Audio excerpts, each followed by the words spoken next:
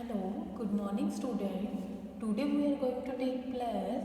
Before starting our work, now let's start class. I, Nisha Thakur, commit to be vigilant and bear in mind at all times the risk to myself and my colleagues from COVID-19. I promise to take all necessary precautions that prevent the spread of this deadly virus.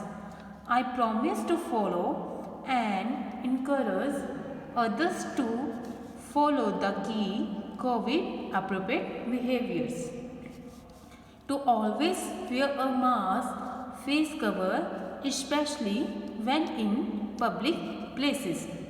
To maintain a minimum distance of 6 feet from others. To wash my hand frequently and thoroughly with soap and water. Together we will win this fight against COVID-19. Now, बच्चे अब आपको हम preparatory assignment करवाएंगे क्योंकि अब आपके exam start होने वाले हैं। ठीक है, जो यूनिट टेस्ट स्टार्ट होने वाले हैं उसके लिए हमने ये प्रिपरेटरी असाइनमेंट बनाई है जिससे आपकी रिवीजन होगी। ठीक है, अब आपने पढ़ा हुआ चैप्टर बढ़े चलो, फर्स्ट चैप्टर है। ठीक है, उस कविता में हमने यही पढ़ा था ना कि उस कविता से हमें ये प्रेरणा मिली थी आगे बढ़ने की। चाहे हमारी लाइफ में जितनी मर्जी मुश्किलें आए, चाहे कठिनाइयाँ आए, हमें कभी भी रुकना नहीं है। जब तक हम अपनी मंजिल तक नहीं पहुंच जाते तब तक हमें चलते रहना है।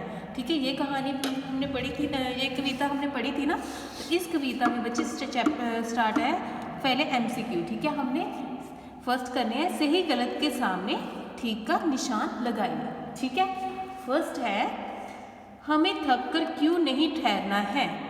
इसके दो आंसर हैं, आपने इनमें से राइट आंसर पे टिक लगाना है। फर्स्ट है क्योंकि अभी हमारी मंजिल नहीं आई है, या सेकंड क्योंकि चलते समय ठहरना नहीं चाहिए। अब हम चैप्टर के अकॉर्डिंग जो कविता है उसमें क्या है, क्योंकि अभी हमारी मंजिल नहीं आई है, तो ये राइट आंसर है। तो यहाँ पे हमने सही का निशान लगाना है। ओके, नेक्स्ट है रास्ते में कांटे बिछे होने का अर्थ है जीवन में कठिनाइयाँ या दुख होना, या रास्ते में कांटे पड़े होना। तो आप बताओ इनमें से राइट आंसर कौन सा आएगा। अब देखो, रास्ते में कांटे बिछे होने का अर्थ है जीवन में कठिनाइयाँ या दुख होना। ठीक है, इसका यही है ना, कविता के अकॉर्डिंग हमने पढ़ा ना, जैसे कि पढ़ा था हमने रास्ते में आई कठिनाइयों से हमें रुकना नहीं है, आगे बढ़ते रहना है। तो इसका आंसर क्या आएगा, जीवन में कठिनाइयाँ या दुख होना पे सही का निशान लगाना है। ओके, उसके बाद है थर्ड, यदि हमारे साथी पीछे छूट जाए तो। अब दो ऑप्शन है आपके पास अगेन, हमें रुक जाना चाहिए या हमें अकेले ही आगे बढ़ते रहना चाहिए। तो राइट आंसर क्या है, हमें अकेले ही आगे बढ़ते रहना चाहिए, क्योंकि जब तक हमारी मंजिल नहीं आती तब तक हमें अकेले ही आगे बढ़ना है। ठीक है, हमें पीछे की ओर नहीं देखना ना, ये कविता में था। तो यही है, यदि हमारे साथी पीछे छूट जाए तो हमें वहीं पे ठहरना नहीं है, हमें अकेले ही आगे बढ़ना है। तो यहाँ पर आपने सही का निशान लिखाना है। ठीक है, उसके बाद है नेक्स्ट बच्चे विलोम शब्द लिखिए। ठीक है, विलोम शब्द है फर्स्ट दुख। दुख का क्या आएगा अपोजिट, सुख। ठीक है, दुख का सुख। आगे का आएगा पीछे, आगे का क्या आएगा पीछे। छोड़ना पकड़ना, छोड़ना पकड़ना।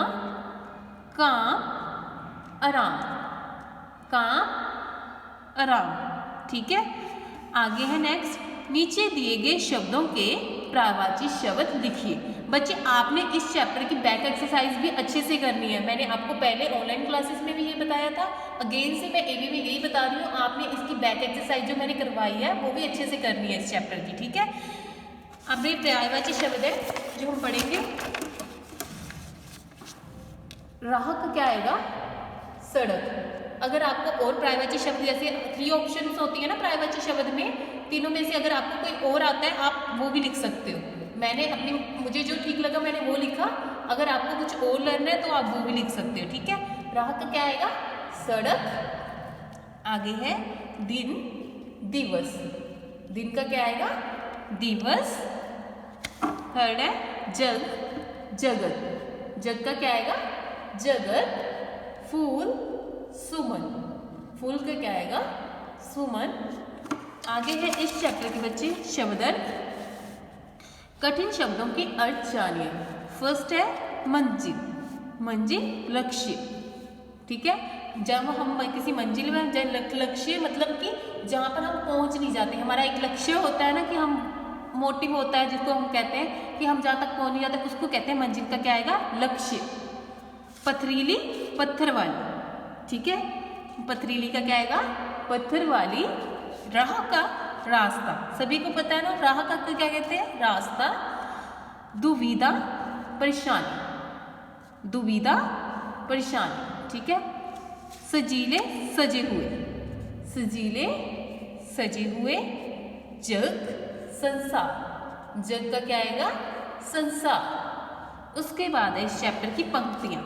पंक्तियां एक ही आपको, कवि की पंक्तियां पूरी कीजिए, कवि की पंक्तियां पूरी कीजिए। ये होता है जैसे आपको कविता है, कविता में जो पंक्तियां हैं उनको पूरा करना है। साथ ही पीछे डैश गए तो डैश, अब साथ ही पीछे छूट गए तो बड़े चलो, ठीक है, आपने ये फील करना है इसमें। आगे एक डैश तुम ही काफ़ी डैश, अब एक अकेले तुम ही काफ़ी चले चलो, आपने ऐसे लिखना है, ठीक है। आगे है दिए गए प्रश्नों के उत्तर लिखिए। आगे है आपके चैप्टर, इस चैप्टर के प्रश्न उत्तर।